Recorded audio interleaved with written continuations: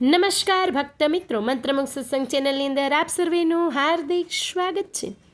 આજે હું વિડીયો લઈને આવી છું રામનવમી સ્પેશિયલ વિડીયો, જેની અંદર આપ સર્વને જાણવા મળશે કે રામનવમી ક્યારે આવે છે, રામનવમી આ વર્ષે કઈ તારીખે છે અને કયા દિવસથી કયા સમય સુધી ઉજવવામાં આવશે તથા રામનવમી પર ગ્રહોનો શુભ સંયોગ શું રહેલો છે અને રામનવમીની પૂજા અર્ચના કઈ રીતે કરવી જોઈએ। તો ભક્ત મિત્રો, મંત્રમુગ્ધ સત્સંગ ચેનલને લાઈક કરજો, શેર કરજો અને સબસ્ક્રાઈબ કરી લેજો અને હા, બેલ આઇકન દબાવવાનું ભૂલતા નહીં, જેથી કરીને આપને આવા નવા વિડીયો મળતા રહે। ધન્યવાદ। તો ચાલો આપણે શરૂ કરીએ। તો ભક્ત મિત્રો, બોલીએ શ્રી રામચંદ્ર ભગવાન કી જય।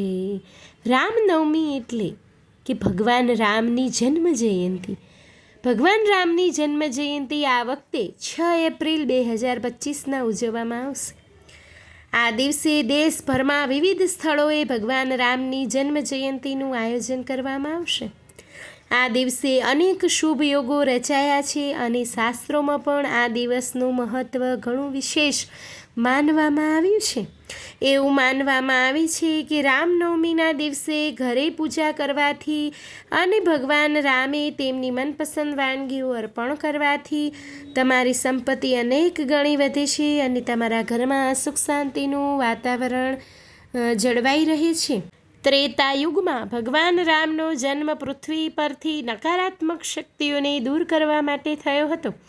ભગવાન રામનો જન્મ માતા કૌશલ્યાની કુખે થયો હતો। કૌશલ્યા રાજા દશરથના પત્ની હતા, જેને ત્રેતા યુગમાં શ્રી રામને જન્મ આપ્યો। શ્રી રામને ભગવાન વિષ્ણુનો 7મો અવતાર માનવામાં આવે છે। રામનવમીના શુભ અવસર પર ઘરમાં ભગવાન રામની પૂજા કરવાનું વિશેષ મહત્ત્વ છે અને આ દિવસે ભગવાન રામને તેમના પારણામાં ઝુલાવીને તેમની પ્રિય વાનગીઓ ચડાવવામાં આવે છે। ચાલો જાણીએ કે પૂજાની શુભ તિથિ ક્યારે છે અને પૂજાનો મુહૂર્ત શું છે।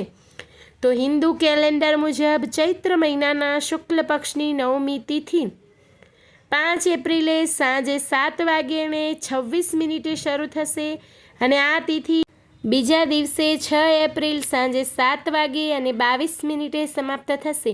તેથી કેલેન્ડર મુજબ રામનવમી 6 એપ્રિલે ઉજવવામાં આવશે। આ દિવસે અયોધ્યાના મંદિરોમાં પણ રામનવમીની પૂજા કરવામાં આવશે। રામનવમી પર ગ્રહોનો શુભ સંયોગ રચાઈ રહ્યો છે, તો જાણીએ આ વખતે રામનવમીના દિવસે રવિ પુષ્પ યોગ, સર્વાર્થ સિદ્ધિ યોગ અને રવિ યોગ દિવસભર રહેશે। આવી સ્થિતિમાં તમે આ દિવસે કોઈપણ સમયે પૂજા અને અન્ય શુભ કાર્યો કરી શકો છો। આ દિવસે લોકો નવા વ્યવસાયનું ઉદ્ઘાટન કરવું અને ઘરમાં પ્રવેશ કરવો ખૂબ જ શુભ માને છે।